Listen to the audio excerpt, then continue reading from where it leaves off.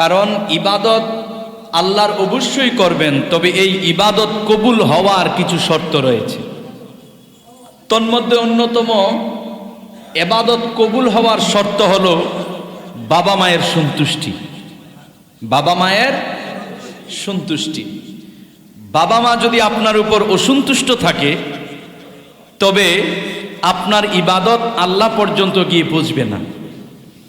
আপনার নামাজ, আপনার রোজা, আপনার দান সদকা, আপনার বন্দিগি, এগুলো আল্লাহ পর্যন্ত গিয়ে পৌঁছবে না, কবুল হবে না যদি আপনার বাবা মা আপনার উপর নারাজ থাকে। এ কারণে কোরআনুল কারিমে অসংখ্য জায়গায় আল্লাহর ইবাদতের পরই আল্লাহ যেই নির্দেশ আমাকে আপনাকে দিয়েছেন সেটা হচ্ছে মা বাবার আনুগত্য। কোন সুবহানাল্লাহ। এজন্যই আল্লাহ পাক সূরা নেসার ৩৬ নম্বর আয়াতে সুস্পষ্টভাবে আমাদেরকে আপনাদেরকে লক্ষ্য করে সুস্পষ্ট বলে দিয়েছেন, বিসমিল্লাহির রহমানির রহিম ওয়া'বুদুল্লাহ ওয়ালা তুশরিকু বিহি শাইআ।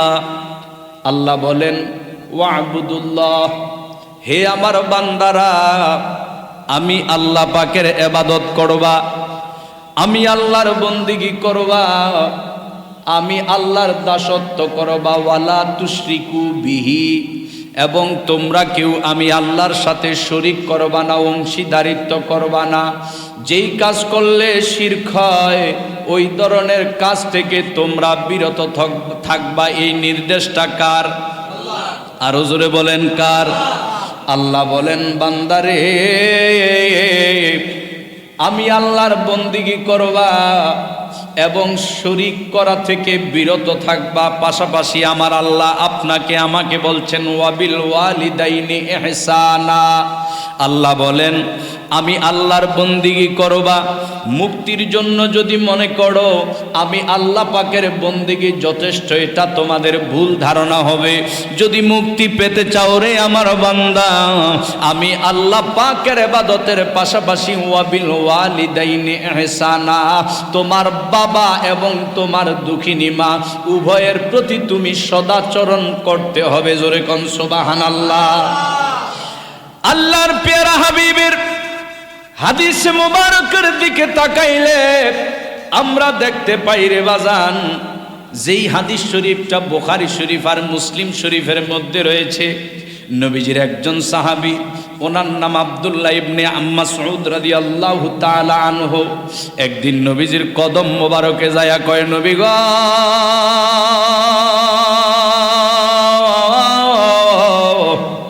আইয়ুল আমালি আলাল্লাহ, ও দয়াল নবী কামলিওয়ালাকে তিনি প্রশ্ন করছেন। আন আব্দুল্লাহ ইবনে মাসউদ রাদিয়াল্লাহু তাআলা قال سألت النبي صلى الله عليه وآله وسلم।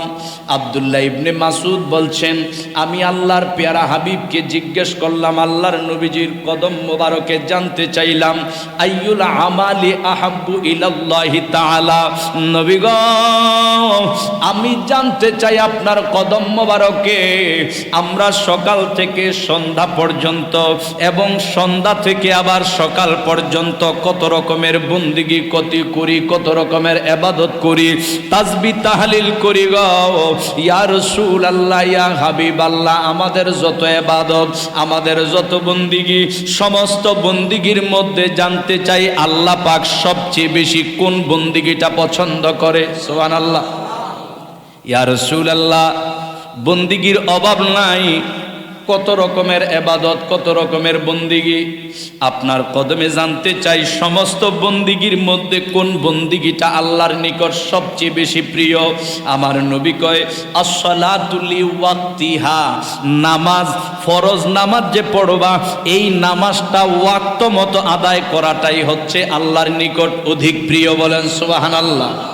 অথচ আমাদের মধ্যে অনেকে আছে, আজান হয়ে যায়, জামাতও শেষ হয়ে যায়, দোকানে ব্যবসা বন্ধ নাই, বাজারের মধ্যে কাজকর্ম বন্ধ নাই, দুনিয়াদারির কাজকর্ম বন্ধ নাই, আমার কাজ হবে আগে, আল্লাহর নামাজটা হবে পরে, এমন বান্দা আছে কি নাই? আবার অনেকে তো পড়েই না, অনেকে পড়ে, তবে ওয়াক্ত মতো নামাজটা পড়ে না, জোহরের নামাজটা তাড়াহুড়া করে আসরের আগে গিয়ে পড়ে, ঠিক কিনা? আসরের আজান হলো, আসরের জামাত শেষ, দুনিয়া নিয়ে ব্যস্ত, ওই ব্যক্তি নামাজ পড়ে সত্য, তবে দুনিয়াদারির কাজকর্ম করতে করতে করতে করতে যখন মাগরিবের সময় হয়ে যায়, মাত্র কিছু আগে তাড়াহুড়ো করে মাগরিবের নামাজটা আদায় করে। আমার নবী কয়, ও আব্দুল্লাহ ইবনে মাসউদ, এভাবে নয়, আল্লাহর নিকট সবচেয়ে বেশি প্রিয় যেই আমল, সেই আমলটা হলো ওয়াক্ত অনুযায়ী নামাজ পড়া, ওয়াক্ত অনুযায়ী ফরজ নামাজ আদায় করা। আব্দুল্লাহ ইবনে মাসউদ বলছেন, কুলতু সুম্মা আইয়ুল আমালি আহাব্বু ইলাল্লাহি তাআলা। তিনি বলছেন, ইয়া রাসূলুল্লাহ, আমি জানতে চাই সবচেয়ে বেশি আল্লাহর নিকট প্রিয় হলো ওয়াক্ত মতো নামাজ পড়া। আমি জানতে চাই এরপরে আল্লাহর নিকট সবচেয়ে বেশি প্রিয় কি? তিনি বলছে, আল্লাহর পেয়ারা হাবিব বললেন, ক্বালা বিররুল ওয়ালিদাইন। 2 নাম্বার হলো আল্লাহর নামাজের পর পর আল্লাহ যেটাকে পছন্দ করে, আল্লাহর কুদরতি কদমে সাজদা দেওয়ার পর পর আল্লাহ যেটাকে বেশি পছন্দ করে, সেটার নাম হলো বিররুল ওয়ালিদাইন।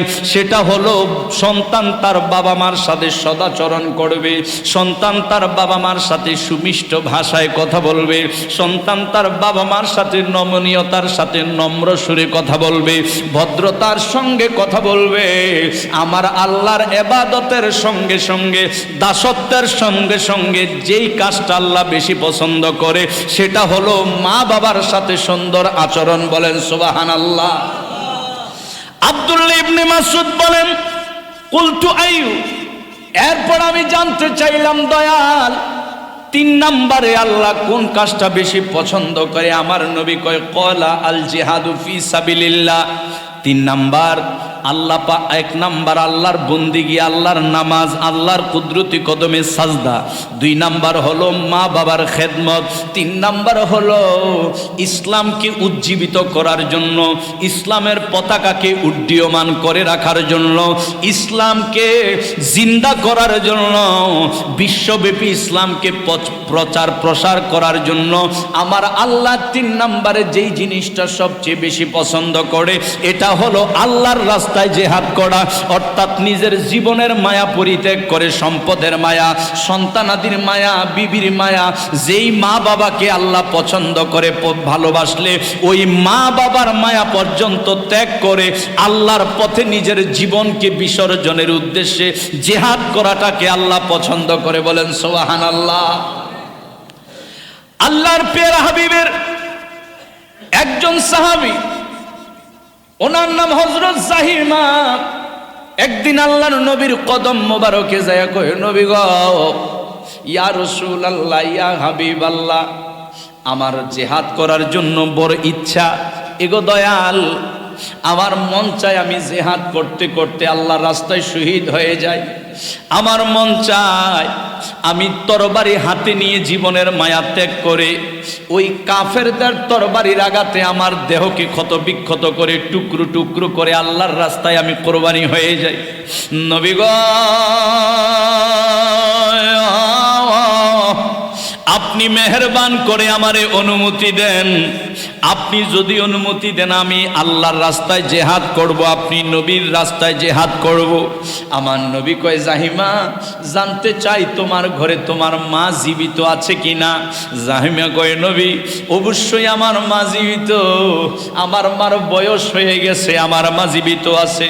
আমার নবী কয়, জাহিমা রে, জিহাদ করা লাগবে না রে জাহিমা, জিহাদ করে কাফেরের তরবারির আঘাতে তোমার দেহকে যদি রক্তাক্ত করো, গোশতগুলাকে টুকরা বিটুকরা করে দাও, তোমার দেহের অঙ্গ প্রত্যঙ্গ খণ্ড বিখণ্ড করে যদি আল্লাহর রাস্তায় জিহাদ করে তুমি শহীদ হয়ে যাও, মৃত্যুবরণ করো, ওই শহীদ হওয়ার পরে আমার আল্লাহ তোমারে যে সওয়াব দান করবে, জিহাদে না গিয়ে তুমি যদি তোমার দুঃখিনী আম্মার সেবা করো, যত্ন করো, তোমার মায়ের খেদমত করো, আমার আল্লাহ তোমার ওই জিহাদের চেয়ে বেশি সওয়াব দান করে দিবে। নবী কয়, জাহিমা রে,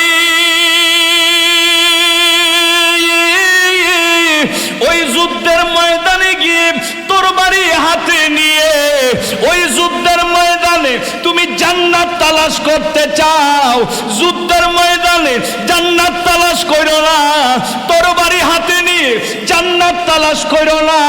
যেহেতু তোমার মা তোমার ঘরে জীবিত আছে, আমার নবী কয়ে ফাইনাল জান্নাতা ইনদা রিজালাইহি, তুমি তরবারি হাতে নিয়ে যুদ্ধের ময়দানে জান্নাত তালাশ করো না।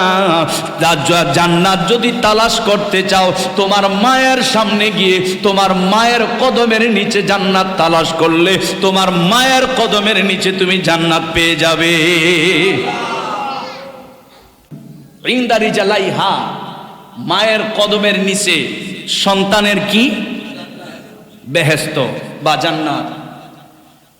এই হাদিসটা ইমাম আহমদ বিন হাম্বল রাদিয়াল্লাহু তাআলা তিনি মুসনাদে আহমদের মধ্যে হাদিস শরীফখানা উল্লেখ করেছেন, নাসাই শরীফের মধ্যে রয়েছে এবং বাইহাকি শরীফের মধ্যে এবং মেশকাত শরীফ 421 পৃষ্ঠার মধ্যে হাদিসটা রয়েছে। মায়ের পায়ের নিচে সন্তানের জান্নাত। অনেকে এই হাদিসটা মানতে চায় না। মনে রাখবেন, যেই মোল্লা এই হাদিস মানতে চাইবে না, নিঃসন্দেহে বুঝতে হবে মনে হয় এই মোল্লা মায়ের এবং বাবার অবাধ্য সন্তান। ঠিক কিনা বলেন? অবাধ্য সন্তান না হইলে এত সুন্দর একটা হাদিস অস্বীকার করার কথা নয়। এবং আল্লাহর পেয়ারা হাবিব সাল্লাল্লাহু আলাইহি সাল্লাম আরেকটা হাদিস শরীফ রয়েছে, যেটা মেশকাত শরীফ 421 পৃষ্ঠার টিকার মধ্যে রয়েছে। আমার নবীজি বলেন, আল জান্নাতু তাহতা আকদামিল উম্মাহাত, জান্নাত হচ্ছে তোমার মায়ের পায়ের নিচে। জোরে কোন সুবহানাল্লাহ। জান্নাত আপনি মক্কায় গিয়ে তালাশ করেন, আপনি মদিনায় গিয়ে তালাশ করেন, আপনি আল্লাহর ঘরে 5 ওয়াক্ত এসে তালাশ করেন, আপনি টাকার বস্তা নিয়ে দান সদকা করার জন্য সেখানে তালাশ করেন জান্নাত, অথচ গড়ের যে জান্নাত ওই জান্নাত আপনার উপরে সন্তুষ্ট। গড়ের যে জান্নাত ওই জান্নাত আপনার উপর নারাজ।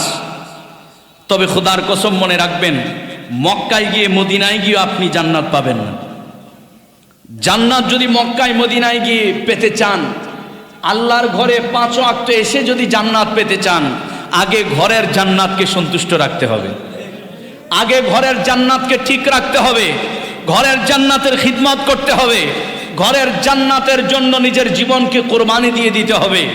নিজে সর্বদা নিজের প্রতি যতটা খেয়াল রাখবেন, আপনার গর্ভধারিণী দুঃখিনী মা যেই জান্নাত ঘরে রেখে দিয়েছেন, ওই জান্নাতের মধ্যে আপনার বেশি বেশি নজর খেয়াল রাখতে হবে। আমার নবী শুধু এটা নয়, আমার আল মাবসুত একখানা কিতাব রয়েছে, ওই কিতাবের মধ্যে আমার নবী বলেন, ও আমার উম্মত, তোমাদের মধ্যে কেউ যদি জমিনে থেকে দুনিয়ায় থেকে আল্লাহর জান্নাতের চৌকাটের মধ্যে চুমু দিতে চায়, সেজন্য বাবা মায়ের কদমে চুমু দিয়ে দেয়। কেন? বাবা মায়ের কদমে কেউ যদি চুমু দেয়, ওই চুমুটা আল্লাহ পাকের জান্নাতের চৌকাঠে গিয়ে লেগে যায়। অথচ মা বাবার কদমে চুমু দূরের কথা, মা বাবার সাথে একটু সুন্দরভাবে কথা পর্যন্ত আমরা বলি না। ঠিক কিনা বলেন? কিন্তু বউয়ের সাথে কথা বলার ক্ষেত্রে যত নম্র হইতে হয় ততই নম্র হই। বউয়ের সাথে কথা বলার ক্ষেত্রে আমি বাহিরে যত কর্কশ, আমি বাহিরে যত কঠিন হৃদয়ের অধিকারী, আমি অন্য সবার সাথে যেমন কঠোর, বউয়ের কাছে আসলে মনে হয় যেন আমার চেয়ে নরম আর কেউ নাই। এমন আছে কি নাই? বাহিরে আমি রাজা, বউয়ের কাছে আসলে আমার কথার ধরন, আমার চালচলন, আমার বউয়ের সামনে আসলে আমার চলাফেরা দেখলে যে কোনো কেউ বলতে বাধ্য হয় এই লোকটা বউয়ের গোলাম। আসেনি এমন যুবক? বহুত আছে। বাইরে হাইরালায় সিরালায় ভাড়ায়ালায়, কিন্তু বউয়ের কাছে আসলে বউ হইল রাজা, হেতে হইল দাস, গোলাম। এমন আছে কি নাই?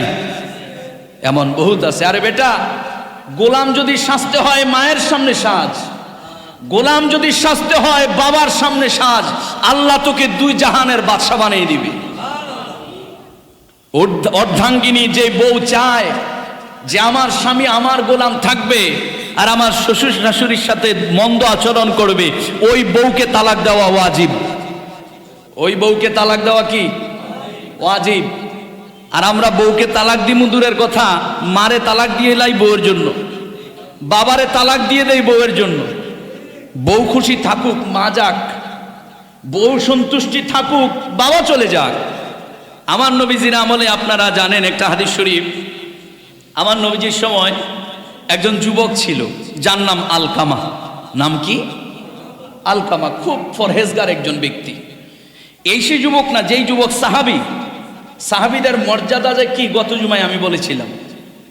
এত সম্মানওয়ালা, ইজ্জতওয়ালা সাহাবী একটি যুবক, তার বন্দেগীর কোনো অভাব নাই। নামাজ আছে, ইবাদত আছে, দান সৎকা আছে, সকল বন্দেগীতে ভরপুর। এই আলকামা হঠাৎ একদিন অসুস্থ হয়ে গেল।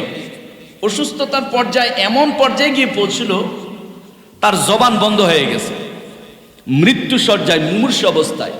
আলকামার বিবি খবর পাঠালেন আল্লাহর নবীর কদম মোবারকে, ইয়া রাসূলুল্লাহ, আপনার সাহাবী যুবক আলকামা মুমূর্ষু অবস্থায় যে কোনো মুহূর্তে মৃত্যু হতে পারে। আল্লাহর পেয়ারা হাবিব সাল্লাল্লাহু আলাইহি সাল্লাম, হযরত সালমান ফারসি রাদিয়াল্লাহু তাআলা, হযরত বেলাল রাদিয়াল্লাহু তাআলা এবং শেরে খোদা মাওলা আলী রাদিয়াল্লাহু তাআলা, ওনাদেরকে আলকামার বাড়িতে পাঠাইলেন অবস্থা পর্যবেক্ষণের জন্য। যে আলকামা কয়েকদিন আগে সুস্থভাবে হাঁটা চলাফেরা করেছে, কথা বলেছে। একটা মানুষ যতই অসুস্থ হোক, বিছানায় পড়ে থাকুক, জবান তো তার খোলা থাকে, ঠিক কি না? কথা বলতে পারে। একদম মুমূর্ষু অসুস্থ, কিন্তু জবান খোলা থাকে, সে কথা বলতে পারে। কিন্তু আলকামার কাছে এসে দেখে আলকামার জবান বন্ধ। মাওলা আলী বুঝতে পারলেন যে কোনো মুহূর্তে আলকামার মৃত্যু হতে পারে। হযরত শের খোদা মাওলা আলী রাদিয়াল্লাহু তাআলা বেলাল রাদিয়াল্লাহু তাআলা আনহুকে নবীজির কদম মোবারকে খবর পাঠাইলেন, তুমি গিয়ে বলো যে আলকামার অবস্থা খুবই খারাপ, শোচনীয়, যে কোনো মুহূর্তে মৃত্যু হতে পারে। হযরত বেলাল নবীজির কদম মোবারকের সামনে এসে বলি, ইয়া রাসূলুল্লাহ, নবী গো, আলকামার অবস্থা আমরা পর্যবেক্ষণ করে যতটুকু বুঝলাম, এই যুবক সুস্থ সবল সুঠাম দেহের অধিকারী, এত সুন্দর এই যুবক নামাজ পড়েছে আমাদের সাথে 5 ওয়াক্ত, রমজানের রোজা রেখেছে, আমাদের সাথে ইফতার করেছে, কত সুন্দর, কত বড় বন্দিগিওয়ালা, ইবাদতওয়ালা, এত ভালো ছেলে। এখন অবস্থায় যতটুকু বোঝা যায় যে কোনো মুহূর্তে মরণ হতে পারে। তবে নবী গো, আমরা তাকে বহু চেষ্টা করলাম কালেমা পড়ানোর জন্য, কিন্তু তার জবান দিয়ে কালেমা বের হয় না, কোনোভাবেই সে কালেমা পড়তে পারে না। আল্লাহর হাবিব বললেন, বেলাল তার বাড়ি যাও, আলকামার বাড়ি গিয়ে খবর নাও আলকামার বাবা মা দুনিয়ায় বেঁচে আছে কিনা। হযরত বেলাল ওই বাড়িতে যাইয়া দেখে বাবা দুনিয়ায় নাই, বাবা মারা গেছে। দুঃখিনী মা, বৃদ্ধা, মায়ের কাছে গিয়ে বলে, নবী গো, মায়ের কাছে গিয়ে বলে, মাগো মা, আল্লাহর পেয়ারা হাবিব আপনার কাছে আমাকে পাঠিয়েছেন, আপনার কাছে পাঠিয়েছেন। আল্লাহর নবী বলেছেন আপনাকে নবীজির কদম মোবারকে যাওয়ার জন্য। আর আপনার বয়সের কারণে যদি কষ্ট হয়, আল্লাহর পেয়ারা হাবিব স্বয়ং আপনার ঘরের দরজায় চলে আসবে। ওই বৃদ্ধা মহিলা বলে, বেলাল, যিনি রহমাতুল লিল আলামিন, যিনি সাইয়্যিদুল মুরসালিন, আল্লাহ পাকের হাবিব, তিনি আমার ঘরের দুয়ারে আসবে, এই ধরনের বেয়াদবি আমার দ্বারা সম্ভব নয়। আমার যতই কষ্ট হোক না কেন, আমি নিজেই তো রহমাতুল লিল আলামিনের গোলাম, আমি নবীজির কদমে যাব। এবার লাঠি ভর করে হাঁটতে হাঁটতে ধীরে ধীরে নবীজির হুজরা মোবারকের সামনে যাইয়া কয়, নবী গো, আমি আলকামার মা আপনার কদম মোবারকে হাজির হয়েছি। আলকামার মায়ের জবানের আওয়াজ শুনে নবীজি হুজরা মোবারক থেকে বের হয়ে আলকামার মাকে বলল, মাগো মা, তোমার ছেলে জবান বন্ধ হয়ে গেছে, কালেমা পড়তে পারে না, তারে তালকিন করাইতে পারে না আমার মাওলা আলী, তালকিন করাইতে পারে না হযরত বেলাল, তালকিন পড়াইতে পারে না হযরত সালমান ফারসি। নবীজি কয়, ও আলকামার মা, তোমার কাছে জানতে চাই, তোমার সন্তান আলকামা কেমন ছিল, নামাজি ছিল কিনা? বলে ইয়া রাসূলুল্লাহ, আমার সন্তান আমি জীবনে কোনোদিন দেখি নাই, নামাজ বাদ দিবে দূরের কথা, একটা ওয়াক্ত নামাজ কোনোদিন কাজা করে নাই। আমার সন্তান অবশ্যই ভালো ছিল, পরহেজগার ছিল। নবী বলে তোমার সন্তান রমজানের রোজা রাখতো কিনা? বলে ইয়া রাসূলুল্লাহ, রমজানের রোজা রাখতো, পাশাপাশি নফল রোজাও রাখতো। ইয়া রাসূলুল্লাহ, 5 ওয়াক্ত নামাজও পড়তো, পাশাপাশি নফল নামাজ তাহাজ্জুদ পড়তো, পাশাপাশি নফল নামাজ আউয়াবিনের নামাজও পড়তো, পাশাপাশি নফল নামাজ ইশরাকের নামাজও পড়তো, পাশাপাশি চাশতের নামাজও পড়তো। নবী কয় দান সদকা কেমন করতো? বলে ইয়া রাসূলুল্লাহ, ইয়া হাবিবাল্লাহ, নবী গো, আমার আলকামা এত বড় দানবীর ছিল গো, আমার আলকামা এত বড় দানবীর ছিল। আমার আলকামার সন্তানটা আল্লাহর রাস্তায় কত যে দান করেছে আমি তার হিসাব দিতে পারবো না, এত বড় দানশীল ছিল। ইয়া রাসূলুল্লাহ, তার স্বভাব চরিত্র ভালো ছিল। আমার নবী কয় নামাজের হিসাব বাদ দাও, রোজার হিসাব বাদ দাও, দান সৎকার হিসাব বাদ দাও, আমি তোমার কাছে জানতে চাই গো, আলকামা তোমার সঙ্গে কেমন ব্যবহার করতো, তুমি তার উপর সন্তুষ্ট ছিলা কিনা? সঙ্গে সঙ্গে আলকামার মা 2 চোখের পানি ছেড়ে দিয়েছে, ডাক দিয়া কয় ইয়া রাসূলুল্লাহ, ইয়া হাবিবাল্লাহ, আমার সন্তানের নামাজ ঠিক, আমার সন্তানের রোজা ঠিক, আমার সন্তানের দান সদকা ঠিক, সকল বন্দিগি ঠিক, ইবাদত বন্দিগিতে ত্রুটি নাই গো। ও আল্লাহর হাবিব, তবে একটা সমস্যা ছিল। বলে কি সমস্যা? বলে আমি আমার সন্তানের উপর অসন্তুষ্ট, আমি আমার সন্তানের উপর নারাজি আছি। বলে কেন? বলে আমার এই সন্তানটারে বড় মায়া করে, আমার মাত্র একটা ছেলে, মাত্র একটা সন্তান। ইয়া রাসূলুল্লাহ, বড় ভালোবেসে আদরের কলিজার টুকরা, আদরের বুকের ধন আমার সন্তানকে সুন্দরী একটি মেয়ে দেখে বিবাহ করাইলাম। বিবাহ করানোর পরে আমার এই আদরের সন্তানটা আস্তে আস্তে এতদিন আমারে ছাড়া কিছুই বুঝতো না, এখন আমার উপর তার বিবিকে প্রাধান্য দিতে লাগলো, আমার উপর তার বিবিকে প্রাধান্য দিতে লাগলো, আমার কথার চেয়ে তার বিবির কথাকে বেশি মান্য করত। লাকড়িগুলোকে একত্রিত করো, হযরত বেলাল লাকড়ি জমা করতে লাগলেন, লাকড়িগুলোকে একত্রিত করলেন। আলকামার মা ডাক দিয়া কয় নবী গো, লাকড়িগুলো কেন একত্রিত করছেন? আমার নবী কয় ও আলকামার মা, এই লাকড়িগুলোকে একত্রিত করে তোমার সন্তানকে লাকড়ির উপরে শোয়াইয়া এই লাকড়ির মাধ্যমে তোমার সন্তানকে জীবিত অবস্থায় আগুন জ্বালিয়ে পুড়িয়ে দেওয়া হবে।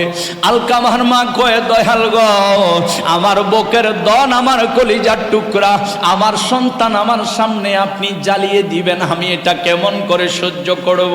আমার নবী কয় আলকামার মা, কবরে যেই জাহান্নামের আগুন তোমার সন্তানের জন্য অপেক্ষা করতেছে, ওই জাহান্নামের আগুনের চেয়ে এই আগুন কোনো কিছু না, দুনিয়ার আগুনের চেয়ে জাহান্নামের আগুন লক্ষ কোটি গুণ বেশি ভয়ঙ্কর। ও আলকামার মা, আপনার সন্তান জাহান্নামের আগুনে জ্বলার চাইতে তার চেয়ে ভালো দুনিয়ার আগুনে আমি তারে জ্বালাইয়া দেব। বলে কেন জ্বালাবেন? বলে আপনার মনে আঘাত, যদিও নামাজের অভাব নাই, রোজার অভাব নাই, দান সৎকার অভাব নাই, মাগো মা,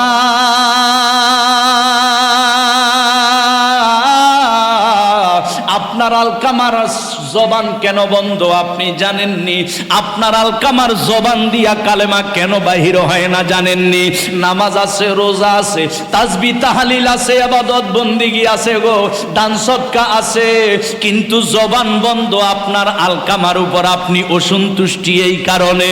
এগো মা, আপনি যদি চান আপনার সন্তানকে আপনার সামনে দুনিয়ায় না জ্বালায়, আপনি যদি চান আপনার সন্তানকে আমার আল্লাহ কবরে জাহান্নামের আগুনে না জ্বালাক, আপনি এই মুহূর্তে আপনার সন্তানের উপর সন্তুষ্ট হয়ে যান। সঙ্গে সঙ্গে আলকামার মা আসমানের দিকে তাকায়া কই, আল্লাহ তুমি আল্লাহর সাক্ষী রেখে আমি বলতেছি, আমার নবীজিকে বলতেছে, নবী গো, আপনি রহমাতুল লিল আলামিন, নূরের নবী, ধ্যানের ছবি, আপনাকে সাক্ষী রেখে আমি বলতেছি, আমার সন্তান আলকামাকে এই মুহূর্তে আমি ক্ষমা করে দিয়েছি। আল্লাহর হাবিব বলে, ওরে বেলাল, এতক্ষণ আলকামার জবান বন্ধ, তার মায়ের কারণে, মায়ের অসন্তুষ্টির কারণে আজকে এই মুহূর্তে মা তারে ক্ষমা করে দিয়েছে, যাও একটা দৌড় দিয়ে চলে যাও, গিয়ে দেখো তো আলকামার কি অবস্থা। বলার সঙ্গে সঙ্গে হযরত বেলাল একটা দৌড় দিয়ে আলকামার ঘরের মধ্যে যখন প্রবেশ করলেন, ঘরে প্রবেশ করে দেখতেছে কেউ পড়ানো লাগে নাই, কেউ তালকিন করাইতে হয় নাই। মা ক্ষমা করার সঙ্গে সঙ্গে, মা সন্তুষ্ট হওয়ার সঙ্গে সঙ্গে আলকামার জবান খুলে গেছে। আলকামার জবান থেকে বাহির হচ্ছে লা ইলাহা ইল্লাল্লাহু মুহাম্মাদুর রাসূলুল্লাহ সাল্লাল্লাহু আলাইহি ওয়া আলিহি ওয়াসাল্লাম। কালেমা পড়তে পড়তে আলকামা ওই দিন ওই সময়ের মধ্যে ইন্তেকাল করে আমার আল্লাহ পাকের দিদারে চলে গেছে। গণ সুবহানাল্লাহ। আল্লাহর হাবিব আলকামার গোসলের ব্যবস্থা করলেন, জানাজার ব্যবস্থা করলো, জানাজা পড়লেন, দাফন করলেন। দাফন করে কবরের পারে দাঁড়াইয়া সমস্ত সাহাবীদেরকে লক্ষ্য করে বলতেছে, ইয়া মাশারাল আনসার ওয়াল মুহাজিরিন, হে আমার আনসার সাহাবীরা, হে আমার মুহাজির সাহাবীরা, শোনো, আজকে আমি রহমাতুল লিল আলামিন তোমাদেরকে জানাইয়া দিতে চাই, তোমাদেরকে জানাইয়া দিতে চাই, দুনিয়ার কোন পুরুষ যদি মায়ের উপরে তার বিবিরে প্রাধান্য দেয়, বাবার উপরে যদি তার বিবিরে প্রাধান্য দেয়, নিজের বাবা মায়ের উপরে যদি, মা বাবার উপরে যদি নিজের বউকে বেশি প্রাধান্য দেয়, আমি রহমাতুল লিল আলামিনের নুরানি জবান মোবারক দিয়া জানায়া দেই, ফাআলাইহি লানাতুল্লাহ, অবশ্যই অবশ্যই তার উপরে আল্লাহর লানত, অবশ্যই তার উপরে আল্লাহর লানত। লা ইয়াকবালু মিনহু সরফান ওয়ালা আদলান। এ আমার সাহাবীরা রে, তার উপর আল্লাহর লানত। শুধু তাই নয়, আমি তোমাদেরকে জানায়া দেই, কিয়ামত পর্যন্ত আমার উম্মতেরা শোনো শোনো শোনো শোনো, যদি মা বাবাকে কষ্ট দাও, আঘাত দাও, মা বাবার উপরে যদি নিজের বিবিকে প্রায়োরিটি দাও, নিজের বিবিকে যদি বেশি ভালোবাসো মা বাবার চেয়ে, মা বাবার ভালোবাসা একরকম হবে, নিজের বিবির ভালোবাসা একরকম হবে। ইসলাম বলে নাই মা বাবারে ভালোবাসতে গিয়ে নিজের বিবিকে আঘাত দিবে, মা বাবাকে ভালোবাসতে গিয়ে নিজের বিবিকে ঘৃণা করবে। ইসলাম বলে নাই। ইসলাম বলেছে মা বাবার সম্মান যেখানে সেখানে থাকবে, বিবির সম্মান যেখানে সেখানে থাকবে, সন্তানের মহব্বত যেখানে সেখানে থাকবে, আত্মীয় স্বজনের মহব্বত যেখানে সেখানে থাকবে, বন্ধুদের মহব্বত যেখানে সেখানে থাকবে। যাকে যেভাবে ভালোবাসার দরকার সেভাবে ভালোবাসার নাম হচ্ছে ইসলাম। বলেন ঠিক কিনা? আল্লাহর নবী বলে, সাহাবীরা তোমরা শোনো, মা বাবার উপরে যদি নিজের বিবিকে প্রাধান্য দেয়, ফাআলাইহি লানাতুল্লাহ, তার উপর আল্লাহর গজব, আল্লাহর লানত। শুধু তাই নয়, আমি নবী ঘোষণা দিলাম, লা ইয়াকবালু মিনহু সরফান ওয়ালা আদলান। ওই ব্যক্তি যতই নামাজ পড়ুক, ওই ব্যক্তি যতই রোজা রাখুক, ওই ব্যক্তি যতই দান সদকা করুক, ওই ব্যক্তি যতই বড় হজ করুক, ওই ব্যক্তি যত উমরা করুক, যতই বন্দেগী করুক না কেন, আমি রহমাতুল লিল আলামিন ঘোষণা দিয়ে দিলাম, তার কোন বন্দেগী আল্লাহ পর্যন্ত গিয়ে পৌঁছবে না। বলেন নাউজুবিল্লাহ। যেই মা বাবার খিদমতের মাধ্যমেই জান্নাত পাওয়া যায়, আর মা বাবার অসন্তুষ্টিতে জাহান্নাম। বলেন ঠিক কিনা? ওই মা বাবাকে কষ্ট দেয়, আঘাত দেয় এমন যুবক আমাদের সমাজে রয়েছে। আমি যুবকদেরকে বলবো, ভাই তুমি যে ভুল করেছ সেটা বড় ভুল না। বড় ভুল কি জানো? তোমার কানে সঠিক কথা যখন পৌঁছানোর পরেও ওই ভুলের উপর যদি অটল থাকো, সেটাই মস্ত বড় ভুল। ঠিক কিনা বলেন? তুমি তোমার মাকে আঘাত দিয়েছ, বাবাকে আঘাত দিয়েছ, শয়তান যেহেতু আছে, শয়তানের ওয়াসওয়াসায় তুমি অন্যায়টা করে ফেলছো, শয়তানের কুমন্ত্রণায় বাবা মার সাথে দুর্ব্যবহার করেছ।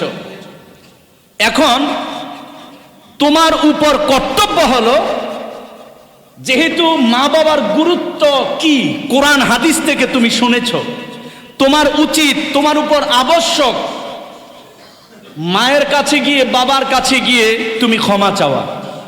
মা বাবার কাছে ক্ষমা চাইলে ইজ্জত কমে না বাড়ে? নাকি ইজ্জত শেষ হয়ে যায়? ইজ্জত বাড়ে, সম্মান বাড়ে, আল্লাহ তার সম্মান বাড়াইয়া দেয়। তুমি মা বাবাকে কষ্ট দিয়েছো, আঘাত দিয়েছো, মা বাবার সাথে দুর্ব্যবহার করেছো, এতদিন হয়ে গেছে, কিন্তু আজ তুমি যদি যাও মা বাবার কাছে ক্ষমা চাও, মা বাবা যদি তোমাকে ক্ষমা করে দেয়, আল্লাহ বলে আমার বান্দাটাকে আমি কবুল করে নিই। এখন প্রশ্ন জাগতে পারে, হুজুর আমার মা বাবাকে আমি না বুঝে কষ্ট দিছি, তারা তো মারা গেছে।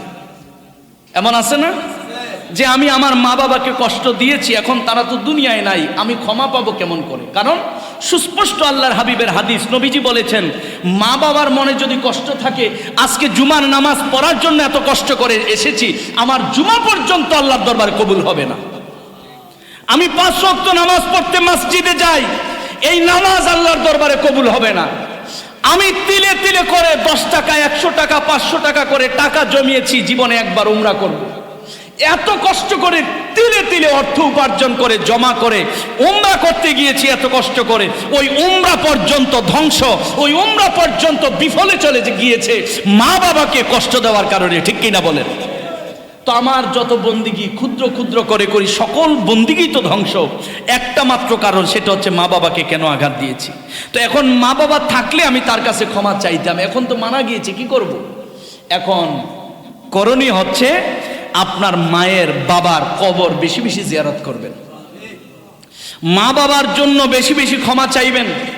যতবার আল্লাহর কাছে মুনাজাত ধরবেন, বলবেন রব্বির হামহুমা কামা রব্বায়ানি, আল্লাহকে বলবেন আল্লাহ আমার মা বাবা আমাকে যেমনি ভাবে ছোটকালে লালন পালন করেছে, তুমি আমার মা বাবাকে সেভাবে লালন পালন করো। এভাবে বারবার দোয়া করবেন।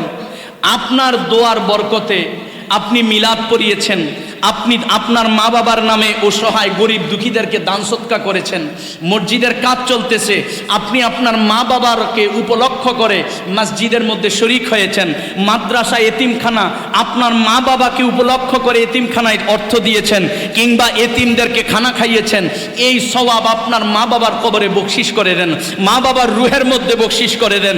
এই একটা রাস্তা, মা বাবা কবরে যাওয়ার পরেও যদি চান আপনার মা বাবা আপনার ভুলগুলো অন্যায়গুলোকে ক্ষমা করে দেখ, আপনার উপর অসন্তুষ্ট অবস্থায় কবরে গিয়েছে আপনার মা বাবা, আপনি যদি চান আপনার মা বাবা আপনার উপর খুশি হয়ে যাক, আমার নবী বলেন এই রাস্তাগুলো অবলম্বন করবে, তোমার মা বাবা তোমার উপর খুশি হয়ে গেলে আমার আল্লাহও তোমার উপর খুশি হয়ে যাবে। তো ওই মা বাবাকে খুশি করার দরকার আছে কি নাই? মা বাবার খিদমতের দরকার আছে কি নাই? মা বাবার বেশি বেশি খেদমত করবেন।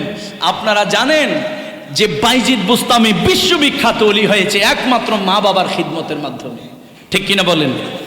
একমাত্র মা বাবার খেদমতের মাধ্যমে। আরেকজন বিশ্ববিখ্যাত মুফাসসির ছিল, বিশ্ববিখ্যাত আলেম ছিল, আল্লামা জামাখশারি যাকে বলা হয়।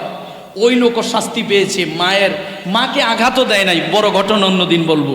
সামান্য মায়ের জবান থেকে একটা কথা বের হয়ে গেছে, সেটা বাস্তবায়ন হয়ে গেছে। এজন্য মনে রাখবেন, মা বাবার মনে কষ্ট না, শুধু মা বাবা যদি ধরেন বিনা কারণে আপনাকে বদদোয়া দিয়ে দেয়, বিনা কারণে, কোনো কারণ নাই, তাহলে মনে রাখবেন এটাই কালসাপ।